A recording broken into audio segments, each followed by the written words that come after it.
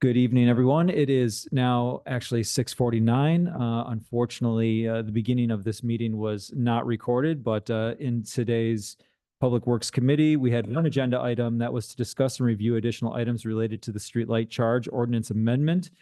Within that discussion, we specifically looked at corner lots and how we would assess corner lots. It was the board's or the committee's direction that we would recommend a minimum of 40-foot frontage to be charged for the street lighting charge. And it was a unanimous sort of motion to move forward with that. So all corner lots will be charged a minimum of 40 feet. And that was a basic summary of our conversation, and we apologize that it was not recorded. If you have any questions, you can email Village Manager Ewald or Trustee Arthur Ursink. You want to mention that the measurements are the shorter of the two distances, with a minimum being 40 feet. Yep, as Trustee Kudo mentioned, we are looking at charging the shortest of both distances. So there's the address side and another side of a corner lot, and we are taking a look at whatever the shortest side is, and that's what we'll be charging. And if that goes under, if that is 20 feet or 30 feet, we will be charging a minimum of 40 feet for that charge. And that basically sums it up. I'd like to call this meeting of the Village of Shorewood Strategic Initiatives Committee to order. All the members are present. We have one item on the agenda today, which is the considering an RFP for a service delivery study. Rebecca, do you want to present on this? Sure. I put together what we had, and more importantly, an exhibit that reflected all of the past work that I could find we have done in the last 10 years or so on each particular department, so that people would be acclimated and know that there has been prior work done. But also in hope that it could help narrow the playing field for how they would approach the service delivery study. Following the packet being released, I did get another suggestion, which would be to also include review of our contracted work. Assessment, village attorney, those other components. So I could include that as well, but wanted to hear what your thoughts were, any adjustments that you'd like to see made. Yep. I mean, I took a look at it. It looks pretty comprehensive. I'm wondering if any of the other members of the committee have thoughts or suggestions.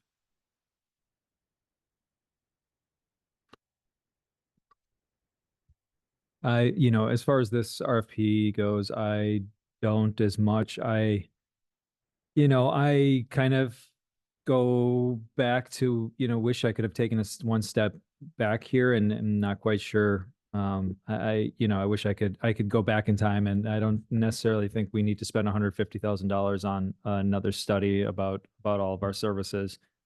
So that's kind of where my brain is at, instead of like digging down in the details of this particular RFP. But we are here. We voted to move forward with it. So I think based on that, everything here looks good. Yeah, I mean, do we know with interview, village board approval of contract for services? I mean, my thought in bringing this up initially was less looking at every single department outside of, we just did police. My initial thought and the logic behind was looking at DPW, because we are about to make a once in a lifetime, frankly, change to either where our facility is or how we deliver services. Whether we have a transfer station combined with another community, blah, blah, blah, all that other stuff. My thought was looking at that. This has ballooned to the 150,000. So, I mean, I'm sort of with Arthur on this one. I don't think we need to take a deep dive into the clerk or the court or police because we just did it. This was more of a, and for my thought, what are we doing at DPW now? What do we anticipate doing at DPW in 10 years? What does it need to look like? What should we be doing? And what are the thoughts that we need to, what are the things we need to be thinking about as we design and move forward for a revamped yard or a new yard somewhere? And so like village manager's office, planning and development. Yeah. You know, I could actually get, I mean, I think, I guess I knew where you were going with this right up at the beginning, Yeah. I don't think we vocalized it just being strictly DPW, but I think the sentiment is let's look at all services. But I think maybe we should have been specific. Let's look at DPW services because I think that's the crux of this whole thing. And I think you make a valid point about, looking at, just because we're making these big investment, we're going to potentially move. What are some more efficiency? Like it'd be great to get that kind of overall scope. And I know we've done a lot of these studies with DPW in the past 10 years. When's the last time we did this sort of study at DPW? Any idea? Actually, 2020, we did a pretty So 5 years ago. detailed study. One of the top recommendations they made was to do a new facility. Right. The other was contractual review with our other municipalities, which we've been doing. We've been going down the list, kind of in that order. I don't know if you've had a chance to take a read through that, but it is very detailed. Yeah. I think the more We we, were the ones also who recommended the utility services position because they were the one department that we did have reviewed that said that we were understaffed. I mean, again, I think that this is less about contracts, utility service position. This is more about what, then we need to have a conversation about what a DPW yard is going to look like in 20 years. I don't know Yes. if this gets us there.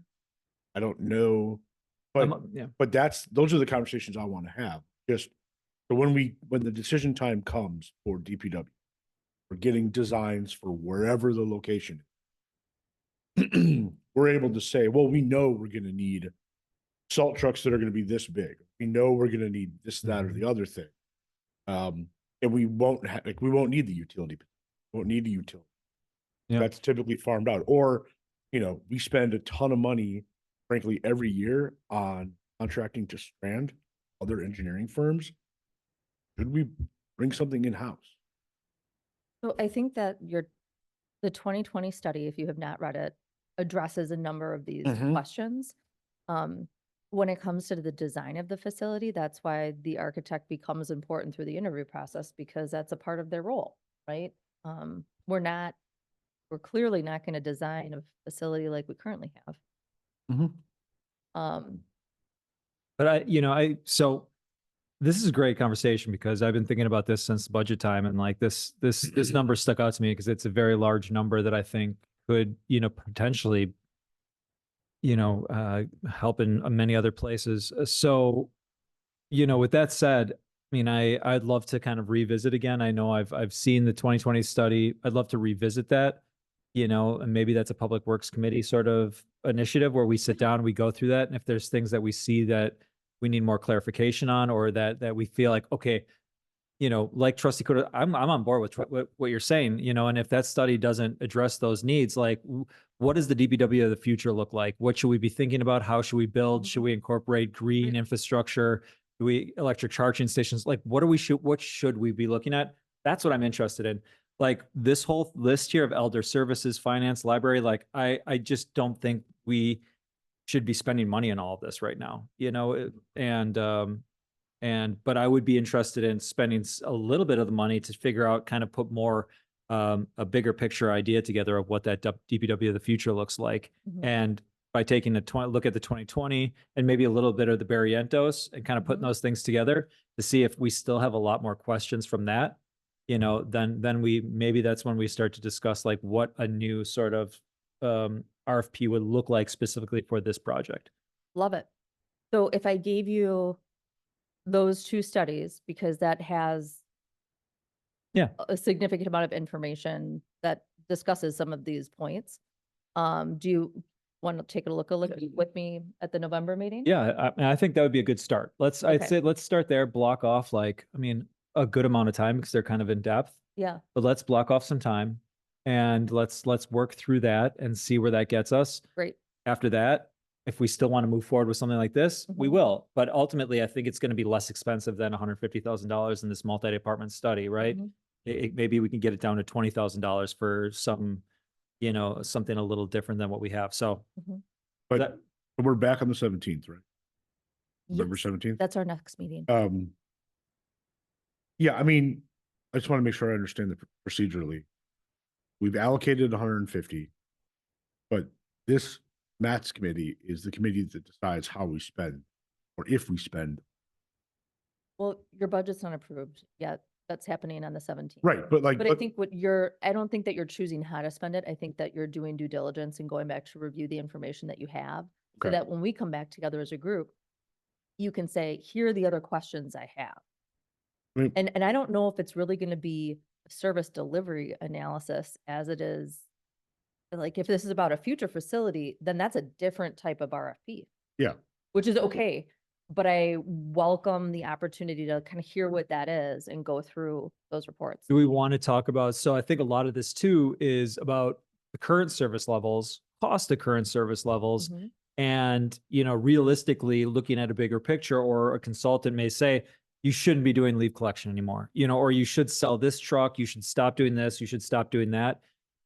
If that's the type of study we need, maybe, maybe that's a part of this, but I think we could narrow it down to DPW at this point. I think we're getting the services we need from everywhere else. But I would say, just to sort of cover us, would be, I think we should keep the 150 in the budget, pass the budget without reducing the 150 amount. And then if we don't spend it, then that goes back to general fund. Yeah. Correct. And we don't, what I don't want to do is, and then let's get agreement from everybody. Maybe there are 4 members that want to look at Right. village manager, want to look at courts, ever. Yep. But I think from strategic initiative for this, we could take the 150 and just Yeah. parse out the department. Would be my thought, but Yeah. Yeah, I Ultimately, mean, it's the board, like the board, you guys collectively will decide. Yeah. But I think that this is a great exercise to go through. I do, just kind of looking ahead to like the budget discussion, if there's this 150 grand that we're kind of thinking we maybe don't want to spend all of it, like we're gonna, like, there's gonna be pressure to like make that cut right. So I think maybe we do it before that. I don't know how we would 17, I guess in a different, we'd have to sort of come up with a recommendation. I don't know what it's gonna cost. we wouldn't be able to get an RFP back fast No. enough. No, but I mean, to say like, what do we want to put the RFP out there? To say like, we want a $150,000 study proposal. Yeah, I think that's what I'm saying is that we don't do that. We just keep 150 in the budget. And then we can go through initiatives. We can decide what we want to take to the board to discuss. And then at the board level, we would have the discussion about exactly what departments we get, if any. Yeah. And then, then the RFPs go out, we get those back, we make the decision about which ones we have to do. We have the 150, spend what we need to spend, and then everything goes Yeah. back to general fund. That's great. Would be I'd be on board. because otherwise, if we just say we're taking 35 average of mid 30s, and it goes over, then we have to go back and finance. And we've already got the 150. Over promise. I mean, Other I'd be interested to hear what finance says about that, but I think that makes. We'll continue with our due diligence then on the 17th. I'm gonna send you the PowerPoints from those 2 reports as well as links to the reports. If you need a hard copy, let me know, but I'll get that out to you tomorrow, just so you guys can start going through that in preparation for the discussion. That's helpful. Thank you. And then I would also be interested, as a village manager, what are your thoughts? We could talk about it on the 17th, but your departments you want to look. put into, you want to look.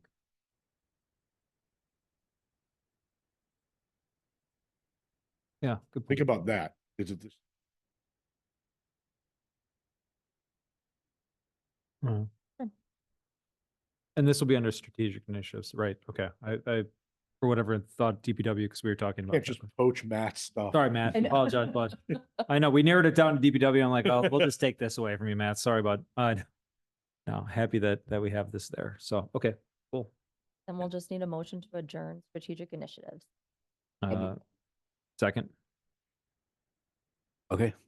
All those in favor say aye. I Okay, then this meeting's adjourned at 7:15. I've got to wait. Yeah, we have 1 minute. Oh, here we go. Okay, it's 7:15. We'll call to order the Community and Business Relations Committee. All members are present and accounted for. We have one item today. Consider the Shorewood Business Improvement District 2026 operating plan with, pardon me, with the new Shorewood Criterium route. I believe Janet Henning from the bid is on Zoom. Rebecca, do you want to kind of walk through for us where we're at, and then Janet, can respond to any question. Sure. Annually, the bid is required by statute to provide us with an annual operating plan for the next fiscal year. That also identifies the assessments that they're requesting to be charged annual basis. So this is what their report includes. Of note, and a change in the annual report this year is to also include the Criterium bike ride, not occur on North Oakland because that'll be under construction, but around the Lake Bluff School area. So including that in the report, and then when this goes to the board at the next meeting, that would also be recognition that the village is on board with that change, so that planning can commence. Other than that, Janet, is there anything else that you'd like to note as a part of the report? No, I think that pretty much covers it. We just wanted to include that. So I know typically we send in a special event permit application, but wanted to kind of get that approved. So like you said, we could get the planning underway.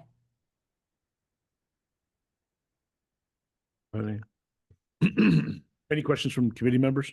Nope, looks good. Not for Has- me. Thank you, Janet. I just got a question. Has the school district seen this or weighed in on the new route? Yes, I met with Lori, Ms. Burgos, and we talked through various options, and she was on board with letting us use that area, use the grounds of the school, as school would be out of session at that point. So she was very excited for the opportunity. Great, thanks. Hey, Janet, this is Trustee Kudo. I'm just looking at two $15,000 line items. Streetscape lighting is one of the other ones for signage for Oakland. Yeah, so one of them, in the past, it's always kind of fallen under our Winterfest line item, or it's always kind of, disappeared in our budget. But I wanted to specifically call it out, especially because those prices have continued to increase. So I'm hoping that $15,000 will cover it next year, but that might not be the case. So we have that as a specific line item. Also, the 2026 Oakland Avenue, we have secured additional marketing assistance from a marketing company who will help us do targeted marketing, create signage. It could be just about anything that we feel would be beneficial to the businesses during that project. Okay. Another question, the increase in Shorewood today. Mhm. So prices there are- was, in the past, we have secured Jennifer Anderson as our writer. She does all of the articles for us and contacting all of the new businesses. So her fees have increased in the past year. We wanted to account for that. Also, I believe in the next year or two, depending on the advertising budget that the Shorewood Today has, we could possibly be paying additional fees to the Shorewood Today to cover their expenses. Okay. Last question, and it's important for some people, not for me, but important for some people. Sure. There's usually quite a bit. There's like food trucks and, Draft and Vessel has their mobile taps. I'm assuming none of the food trucks would be fine on school property. Mobile Yeah. taps wouldn't be allowed. 'Cause I know that was an issue back when the farmer's market was at the schools. Has that been a conversation? That's correct. So we're hoping to secure some food trucks for the bike races, to be able to use some of the parking lots around Lake Bluff School or on the Lake Bluff School property. Draft and Vessel, I'm hoping that Nat will be able to bring his arcade van and also his cocktail wagon. And we would strategically put those on different corners, not on the school property. So it might be on the corner of Ardmore in Lake Bluff. So it would be close to the race route, but not on school property. Cool. Other than that, this looks like a great plan, and it, looks like there's been a lot of thought put into the new race route, and so thank you to you and the bid, and all the best in 26. And I think, or at least from my perspective, I'm sure from the rest of us, is there anything we can do to be helpful while going through this redevelopment? Please let us know, because it's a vital part of our community. Thank you. I appreciate it. We're excited for, a short deviation, in 2026, and hoping that we can get the communication out early so people can either plan their parties or they can plan to head out of town. But I'm hoping that it's the first and not the last. Janet, just one question. This is Arthur. Streetscape lighting, is that the Christmas or is that holiday lighting? Yes, that's the LED white lights that we have. It also includes the Christmas tree that we put up, or the holiday tree we put up in Wood Square. And I know we just kind of, it was kind of spread throughout the budget, and now you're making a separate line item, but how much have those costs gone up this year from last year? So last year, I think our total fees were somewhere around $8,000, and I just went out to bid this year for it and got two separate quotes. One from our previous contractor, which was closer to $17,000, and just got another proposal from David Frank that was closer to $14,000. So that $15,000 was kind of it was in between. Like I said, I'm hoping to keep it under 15, but those costs keep increasing each year. And the bid owns those lights, right? Didn't the bid buy the lights and then they put them up every year, or is this going to be a different sort of lighting scheme? Nope. So we own all of the strands of lights. They are stored. We pay, I think it's about $100 each year to have those stored. So we do own the lights. That fee, the fee for installation, is strictly manpower. It's a very expensive, very expensive installation. Yeah, I'd say so. Okay, appreciate it. Thank you so much, Janet. You're doing a great job. Thanks. If you need anything, let me know. Cool. Any other questions from committee members? Trustee McGovern? Nope. Okay, if there are no other questions, then I would entertain a motion to approve. So moved. Second. All those in favor of approving the 2026 bid operating plan with the new Shorewood Criterium route, say aye. Aye. Opposed?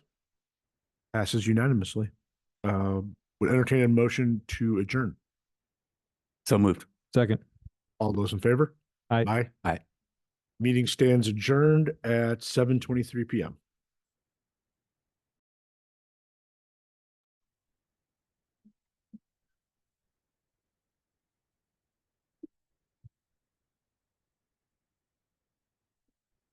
Good evening, everyone. I would like to convene the Village Board of Shorewood to order for a regular business meeting. All trustees are present. Has this meeting been publicly noticed? The meeting has been properly noticed and posted according to law.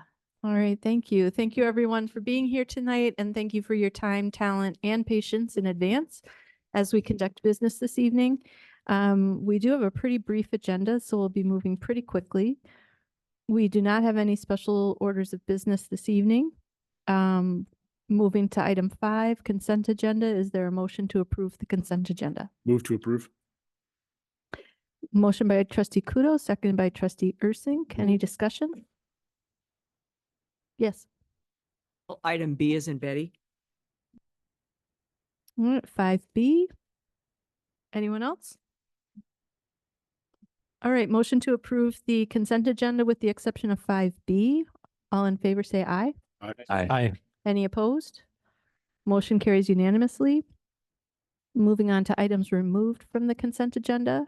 5B, consider regular village board minutes, October 20th, 2025. Trustee Stokebrand. New business, consider dark sky streetlight fixed options.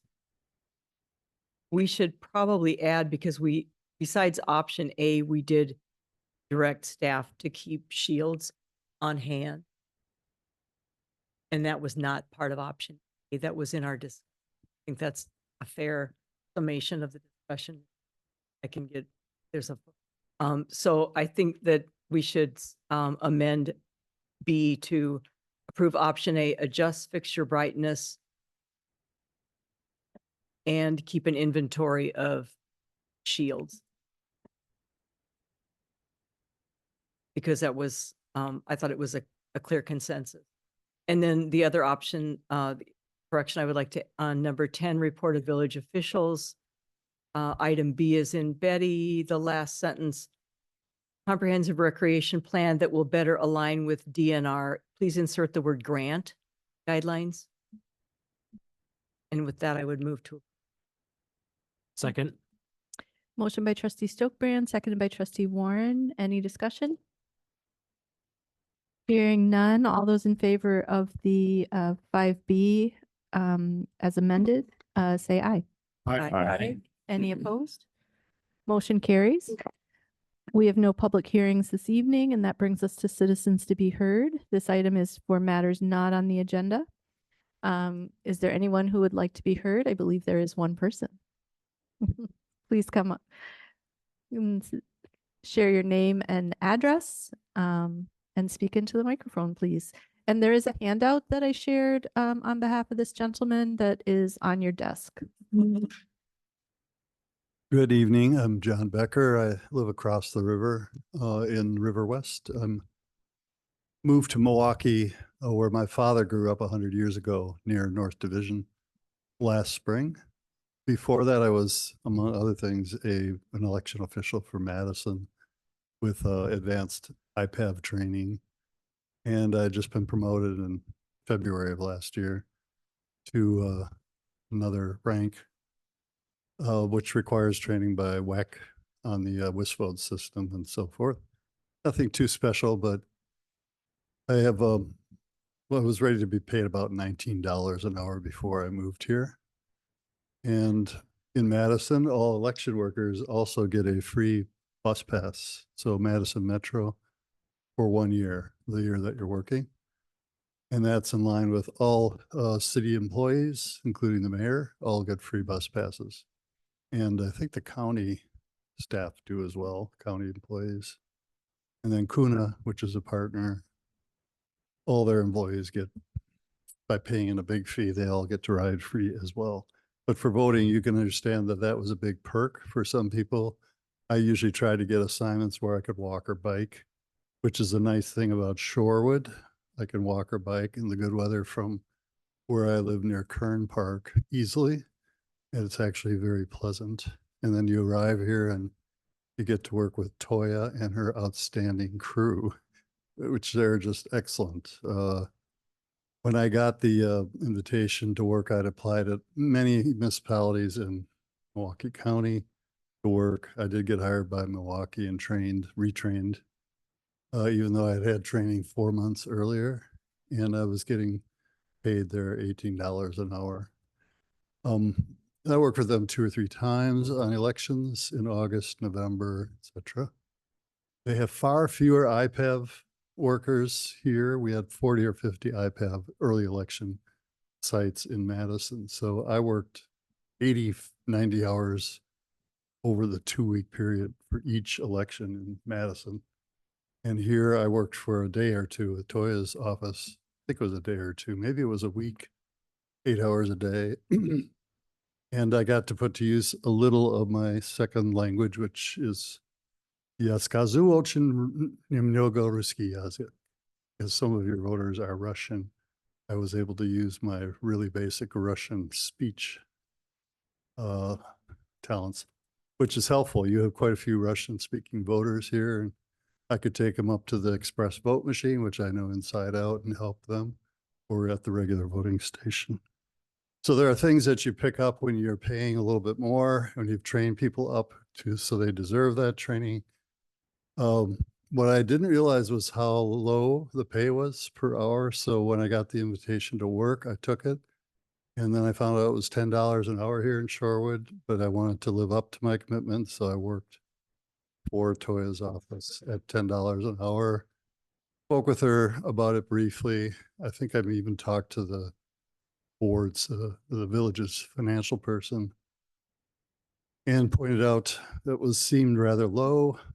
And then I thought, well, I'll just look around. So I got all the comparables for Milwaukee County. And as an example, I highlighted on the sheet I passed out, Glendale, comparable in size to Shorewood, is paying $16 an hour. And so I was figuring, well, I'll go to the Intergovernmental Collaboration Council. I spoke to them in 2014 about climate change because I was chair of the Climate Action Committee in Dane County for the 8-county region, and also chair of the first county commission to do a source emission study of climate gases. So I figured this should be maybe approached on a county-wide basis. Wouldn't it be great and best for recruiting and retaining voting election officials in an era where you can get attacked verbally and physically? And I've had both happen while working at elections in libraries in Madison. So how do you recruit and retain? To some extent, money would help. And then there's some substantive acts government, state government is laying out that improve the ability of local municipalities to enhance their security, right? That's another way to go. Library staff in Madison were excellent. They were trained to do incident control. And before I could even react to the verbal assault at my last job there, 3 librarians basically confronted the guy, who fortunately had no weapon, and walked him out of the building before I could even reach into my pocket and pull out what I had for defense. So it's kind of a, Toya's invited me to consider doing some more work. It's not IPAB work. I'm sort of weighing whether I want to work at $10 an hour, even though I like the civic part of voting. I do use the funds I make to donate to charitable organizations. So all the money I earn, I use to fund my favorite charitable groups. Some people give the money back without taking it. I mean, they work for free. In Madison, that's an option. Others use it for travel. And there's all sorts of reasons. I think I would encourage you to think about raising the fee to 18 or maybe 16 in 2026 and then 18 the year after. It looks to me from reading your budget in depth, and I have a fair amount of experience with large budget analysis, you can swing this through reallocations. You've got surpluses in certain budget items. I don't know the details of how you make budgets, but I would urge you to start it immediately. And then I would urge Toya's in a position of leadership, well-deserved.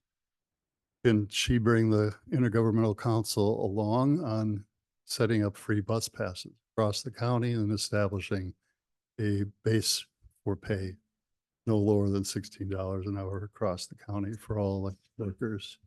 That prevents you from having to compete with each other as you try to recruit.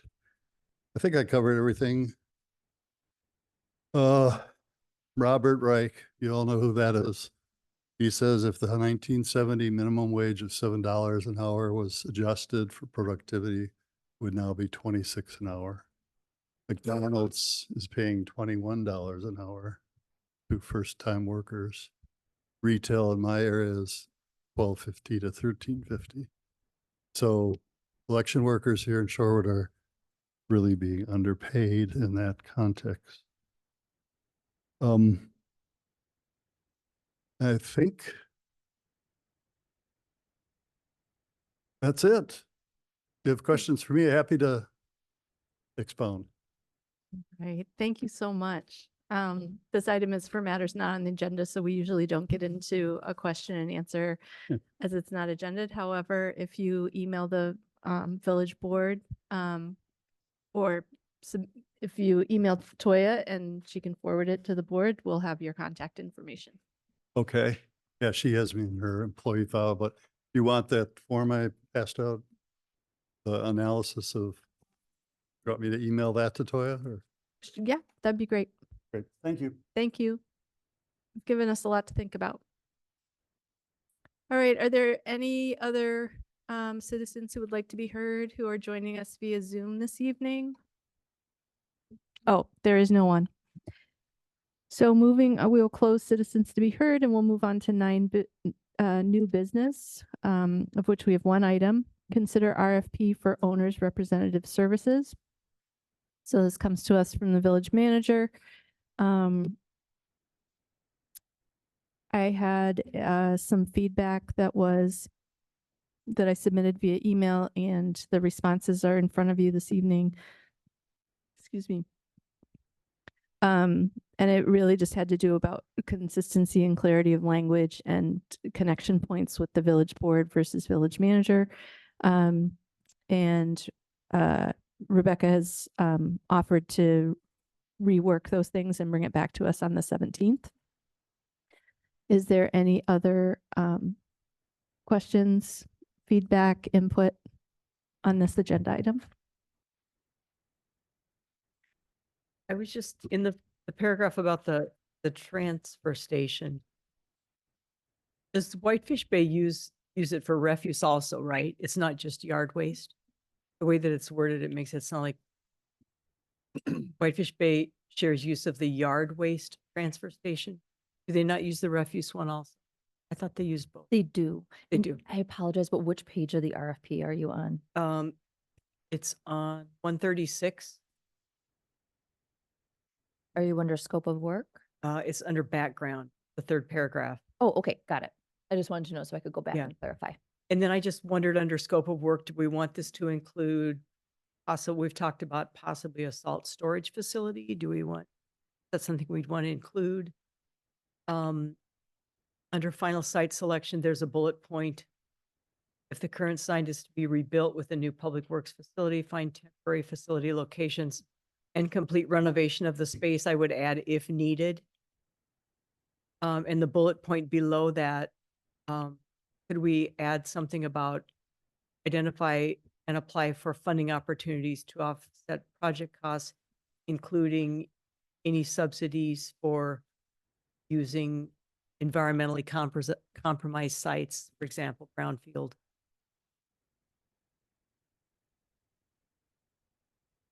Thank you. Under design phase, the fourth bullet, advise the village on decreasing the carbon footprint. I was hoping we could add, if we're going to do that, and I support that, that we would include financial costs if those options are chosen for transparency.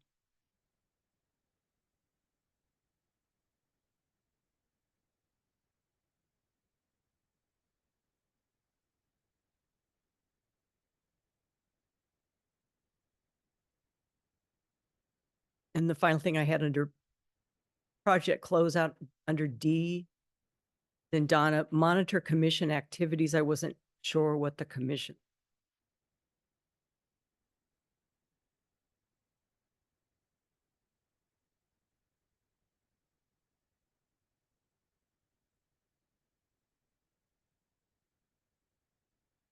And I wonder if that Thank was a typo. Pardon? I'm wondering if that was a typo. so just a tactical question. Were you able to capture all of those or would you like I can- trustee Stokebrand to submit in writing? No, I'm happy to take a look at the video after the meeting too. Okay. I took notes on them, Okay. but I'll Yeah. go back and I'll re-listen and because I think that they're helpful suggestions. Well, I'd like to make a motion to defer this item until the 17th so that village manager has the ability to integrate the comments and bring it back to us. Second that. Right? Motion by President McCaig, seconded by Trustee Warren. Any discussion? Hearing none, all those in favor say aye. Aye. Aye. Any opposed? All right, motion is passes and this item will be deferred. Moving on to report of village officials. I have no report this evening. Village trustees. Trustee Stokbrand? I was able to go to the Salt Wise program. It was sponsored by a group that encourages wise use of salt. It was really informative. It takes a teaspoon of salt to pollute 5 gallons of water, and it's pretty amazing. Anyway, I'm happy to share any information that I got with anybody, but it's obviously focused on public works. And I hope that, the good news is you can use less. The bad news is it takes manpower because you have to supplement with mechanical cost. But the other thing that was interesting was she mentioned that Glendale has several of these in-street temperature sensors.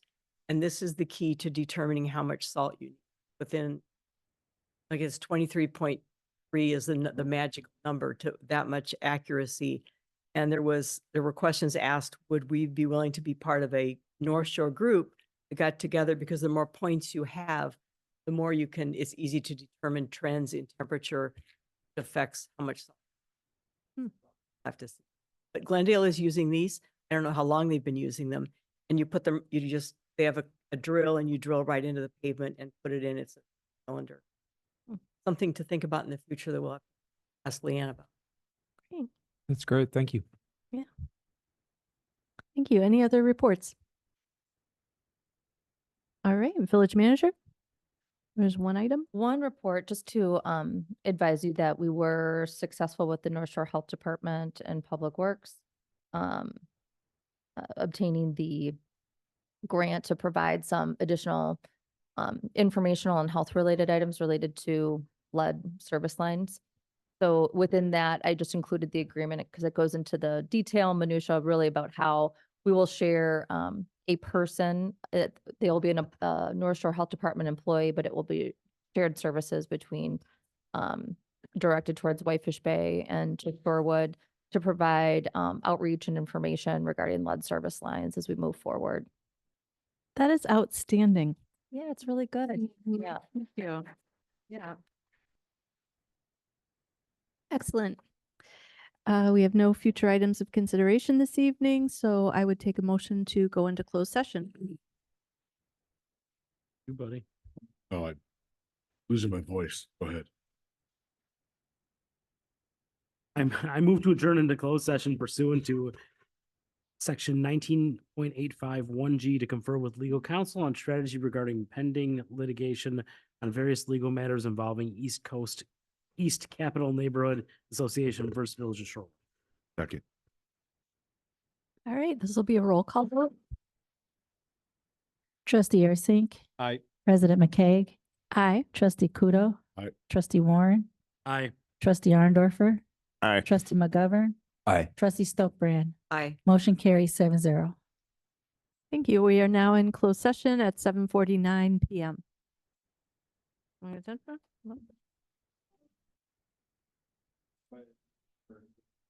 Eric, you gonna No, keep the she gets crowd to out? leave. And get candy. Can I leave? Look at her and get candy. What time was it? 7:49? Yes. Thank you. Did we beat the attorney? We did. I texted him 5 minutes ago and I was like, hey.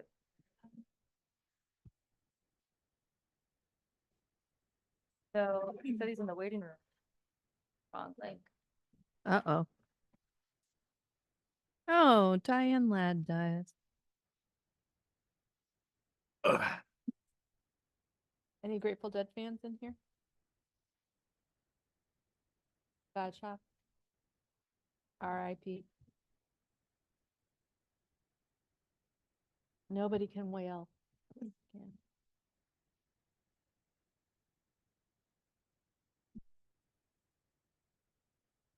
Did you show Yes. Rebecca? You hand that to Rebecca? You Wes's letter? send me Russian. Oh. Oh, but. I almost lost. This Wendy Warren. You know,